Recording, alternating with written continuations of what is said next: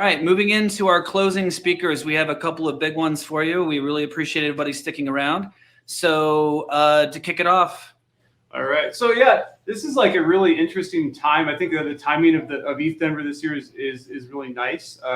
Just given it feels like we sort of hit this inflection point where suddenly crypto in general and even Ethereum and DeFi and all these things have suddenly hit this kind of this point where early mainstreamers are coming in, and it's like it almost feels like maybe to somebody who hasn't observed the ecosystem too closely, a bit of a overnight success. Of course, anybody that's been in this for a while will tell you it certainly wasn't that way. It's taken a while, and I think one of the reasons is the no compromises approach with respect to decentralization. It's easy to build something scalable that for the masses if you sacrifice some of those decentralized properties, but then you wind up again with the big blue machine, and that's what we're trying to get away from. So next up we have Vitalik, and Vitalik, I think his singular vision from the get-go was to avoid that at all costs. One of the fun things, if you have time, is look at some of the old writings of Vitalik back in the day, 2014, 2015, and it's you kind of see the vision even back then, and with specific things like DEXs and stable coins and decentralized lending. People kind of were hoping this would happen, building on it back in the day, and here we are in 2021, and it's really a thriving thing. So it's been fun to see that grow and evolve. And just to make sure everybody knows this, Vitalik is so dedicated to this that he's literally up at 1, almost 2 o'clock in the morning to do this for our community. So Vitalik, good to see you. You actually look much brighter than I thought you would. No, thank you. Good to see you too, John. Okay, great. I'm going to share things. Let's see if this ends up actually working. Hold on. Got it. And then, do you still got it? Yes, I do. Okay. Is it a full screen now? Yes. Concepts of membership in crypto. Excellent. Great. So today I wanted to kind of deep dive into one particular topic that I think a lot of us in the Ethereum space have been thinking about recently, and that's just become more and more relevant in both as kind of some of the concepts that we've been thinking about to kind of start making their way out into the broader and quote real world more and more than before, but also as the crypto space itself becomes more interested in decentralized organizations and DAOs and multisigs and all of these various kinds of contraptions, and basically the more that we get into trying to build the DAOs and those kinds of concepts, the more we need to think about this concept of membership, right? So this is something that's somewhat connected to the idea of identity, but it's also not exactly the same thing as identity. And I'll get into kind of exactly what this concept is, what some of our existing ways of capturing it are, how some of these ways fail, and are there kind of better ways that we could look into in trying to move forward. So what I mean by membership here is just generally formalisms representing the idea that some person, or it could be an entity, is a member or kind of is an active participant in a company, an organization, a DAO, country, some kind of internet tribe, any other kind of entity, right? And these formalisms, they could be purely symbolic. They could confer rights of a personal value. They could also confer rights to participate in large-scale decision-making. And there's definitely kind of a fuzzy boundary between the last two of those, and just because participating in very large-scale decision-making, you could argue that the effect of your own participation is very tiny, but then there's medium-scale decisions and there's small-scale decisions. And there's definitely cases where you can have significant impacts on things that matter to you personally, but where it's not just about a decision that you're making for yourself. So some examples of membership.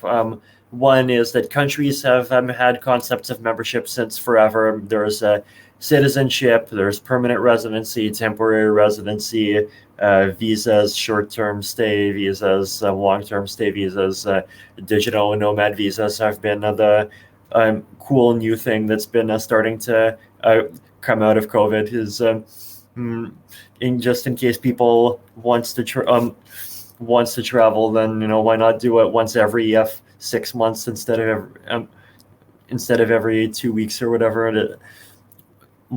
the nomads were doing before. So there's a lot of examples in countries. Companies have a lot of examples. Companies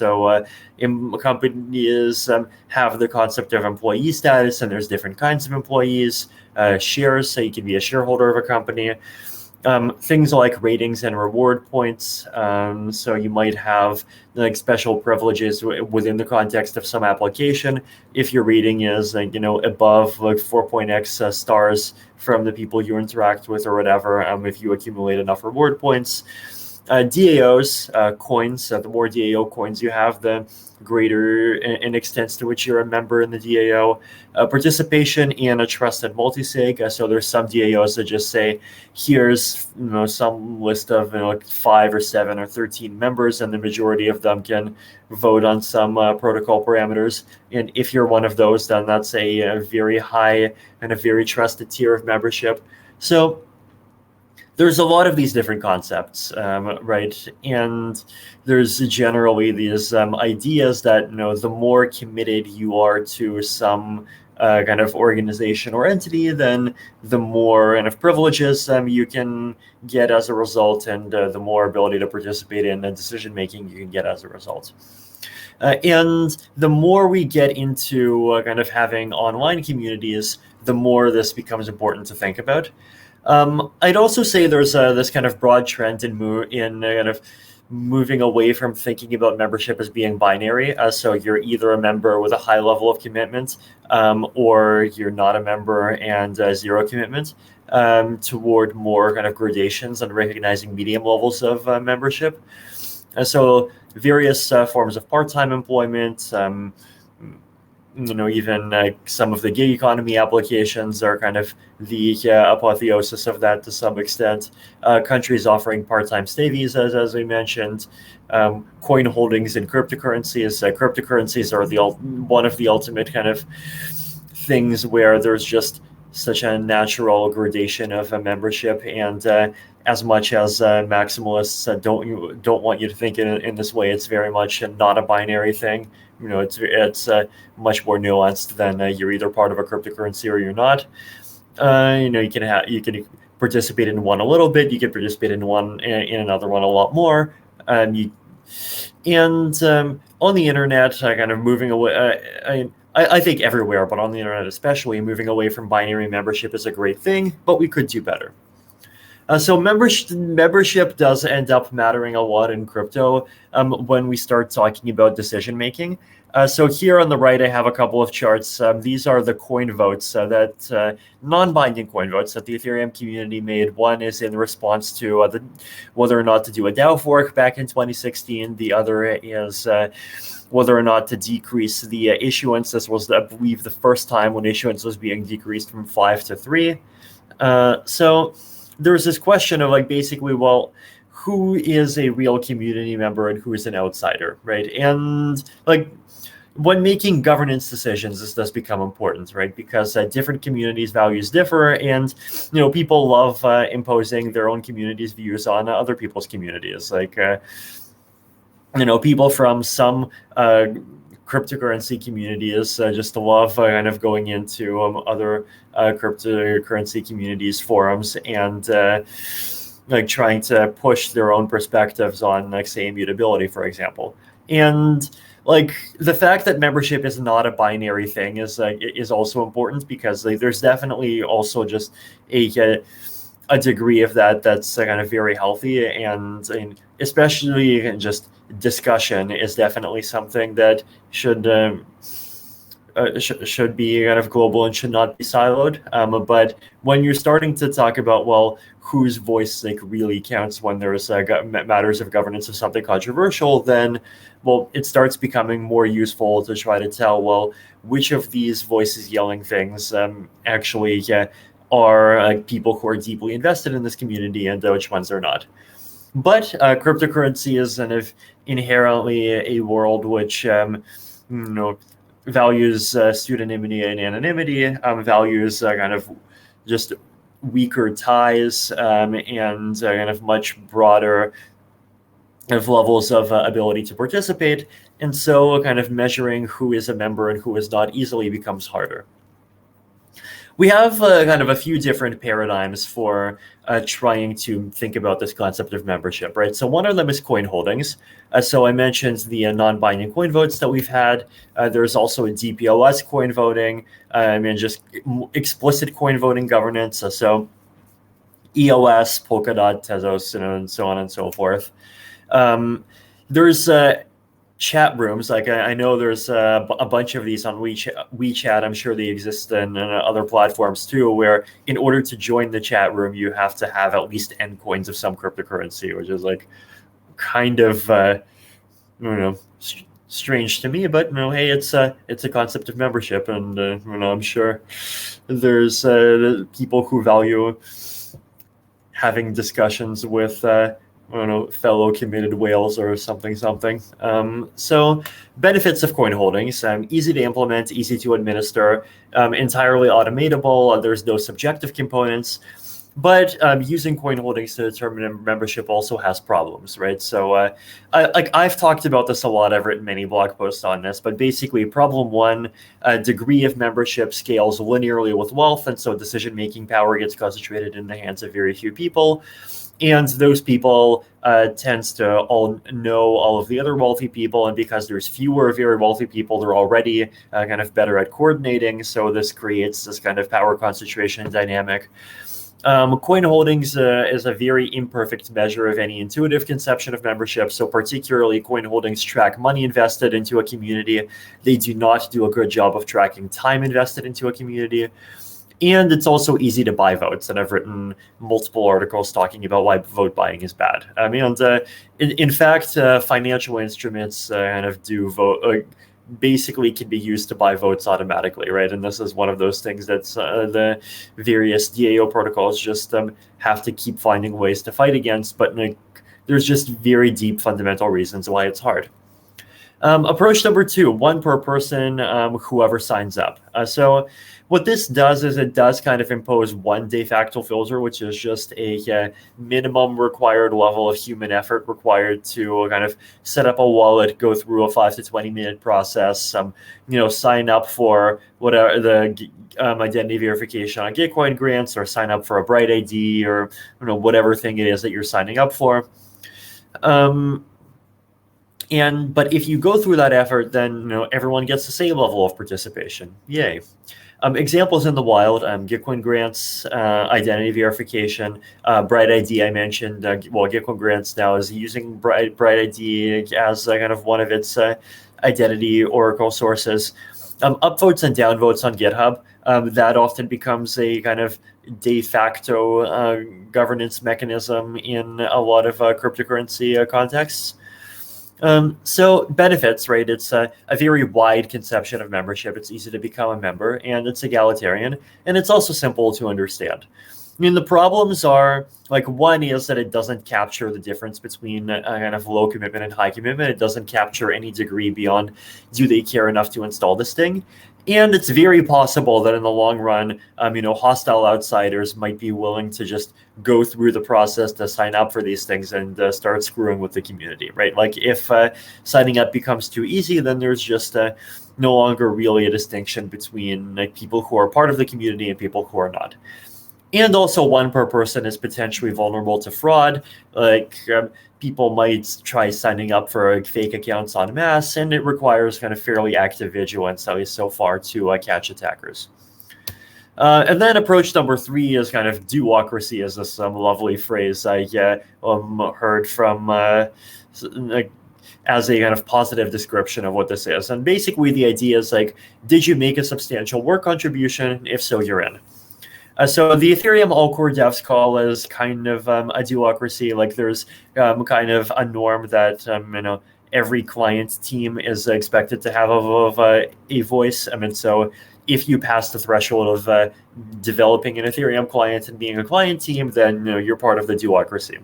ETH2 is also ETH2 is Ethereum, but the ETH1 and ETH2, okay, these are horrible names. I know Danny Ryan's totally gonna want to severely reprimand me for even accidentally saying this, but all aspects of Ethereum, including the EVM and the up-and-coming proof-of-stake chain, are do-ocracies in this.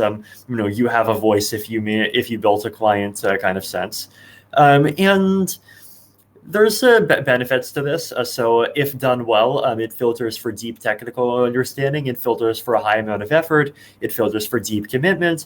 But there is also a challenge, which is basically that this style of approach only potentially empowers a relatively small elite, basically people who do things big enough that the entire community notices them. Building a client is one example, right?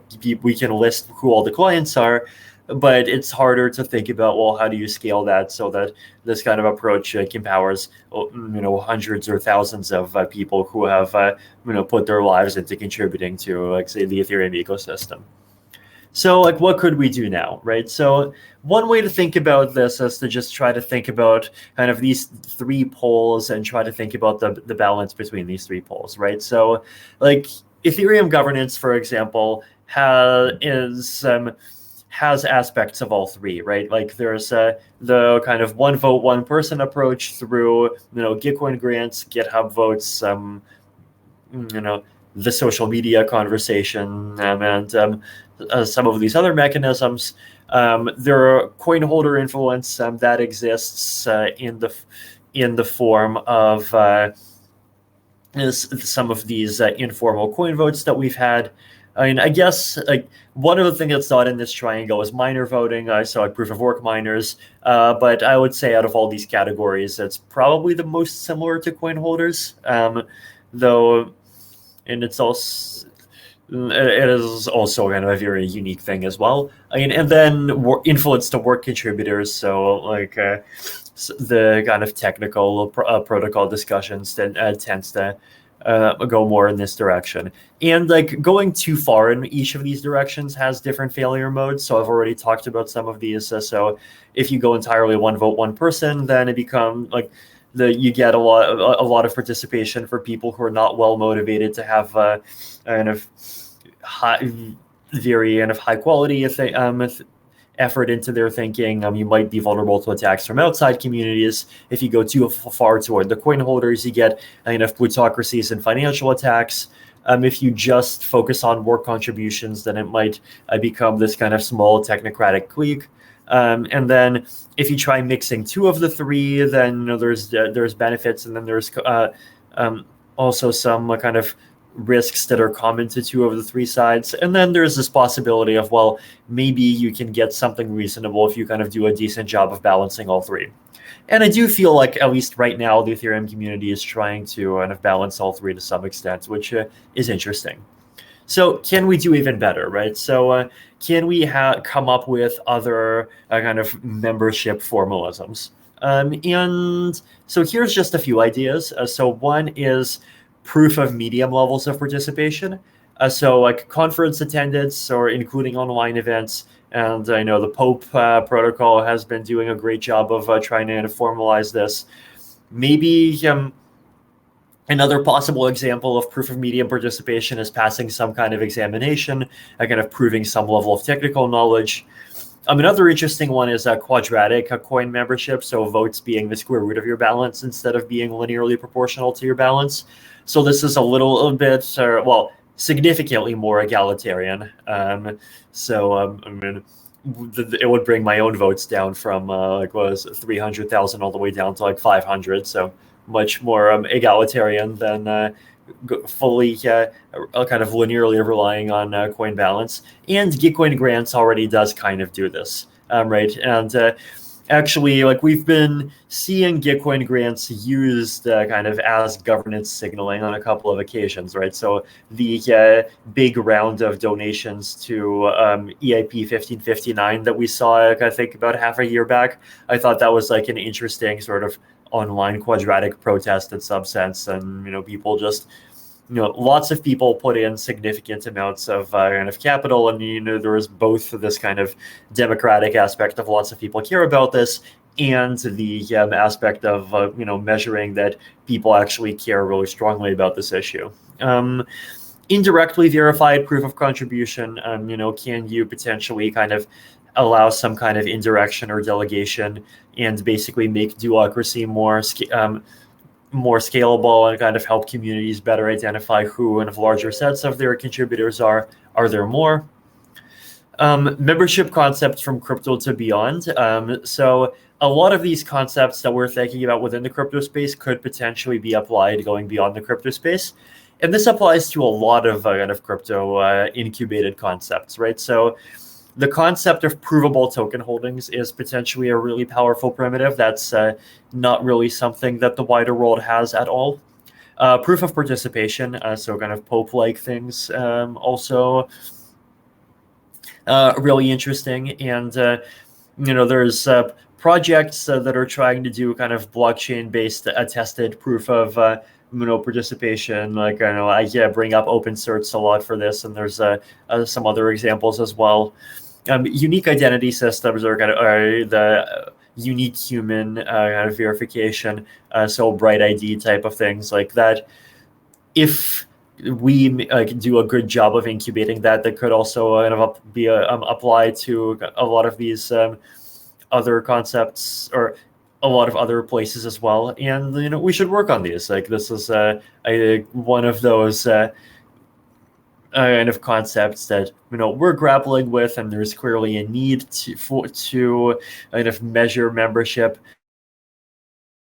Potentially, and it could also just be something that kind of gets flagged, and just like various kinds of public conversations. There's definitely value that can come of just being able to better understand who really are the kind of core important kind of contributors, or just who put a deep amount of effort into participating in some community. And if we come up with kind of good ideas here, then there's a lot of other places where we could use them. So there we go. But, there we go. Vitalik, thank you. Yeah, thanks for the presentation, Vitalik, and for positing an entirely new type of trilemma. It seems like these wonderful trilemmas pop up a lot in the space, and I've always found it to be helpful to frame it that way in terms of the different inevitable trade-offs. And I'm aware of a few projects that are implementing some of this stuff in these early stages. Yeah, proof of contribution is actually something we're working on actively at Opolis. So it's really cool to see the kind of convergence in the thinking and sort of how we're evolving in the space. So thanks again, Vitalik. Go get some rest. We will talk to you later. And we'll see you around the rest of the event later on. Thank you again. Thanks, man.